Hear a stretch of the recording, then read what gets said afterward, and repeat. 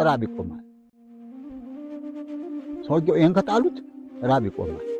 ጥቂት ቀናት የምንራበው ይሄ ከቆየ ግን የሰውን ሰው ታለ ግድ የለም። እግዚአብሔር እንኳን ከወረወረ እንኳን ከፈከረ ከወረወረ ያድና እንዲቢደግን እግዚአብሔር ያድና። ይሄን እንዳትተው ቅዱስ ጊዮርጊስን ስር ከፊታችሁ ያዙ።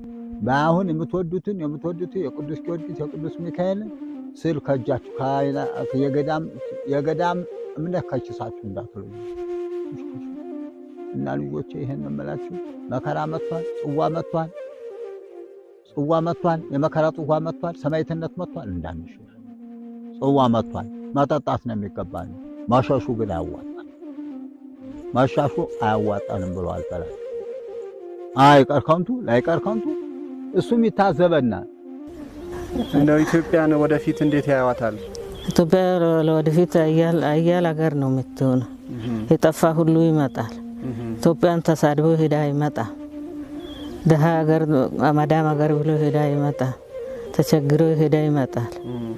በዛን ጊዜ ትራንስፖርት አይጭንም።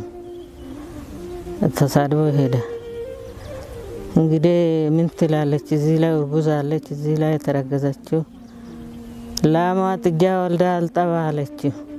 ምን ሆና ይሁን እናቷን ጠላችው። እናቴ ኢትዮጵያ የወተት ሀገር፣ እናቴ ኢትዮጵያ እንጀራ ሀገር፣ ሁሉም ጥሎሽ ሄዳል ወደ እስላም ሀገር። እስላም መጣ ለምን ትላላችሁ? ወለተ ማርያምን ከድጃ ብላችሁ ብሩ በየሻንጣ እየመጣላችሁ እናንተ በሙሉ እዚህ ነው ያላ እዛ ነው ያላችሁ ሙስሊም ሀገር ይላል።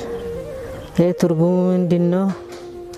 ይሄ ማለት ልጆቻችን ሲማሩ ደረጃ ሲደርሱ ወደ ውጭ ሄዶ ማገለግሉት ነው እንጂ ኢትዮጵያን እናገለግላለን አይሉ።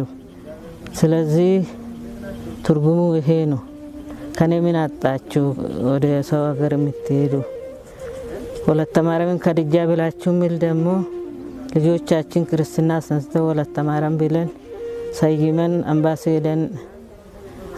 ሄደን እንደገና ፋጢማ ማርያም ብለን የምንልከው ነው። ስለዚህ ምን አጣችሁ ነው ተባለ።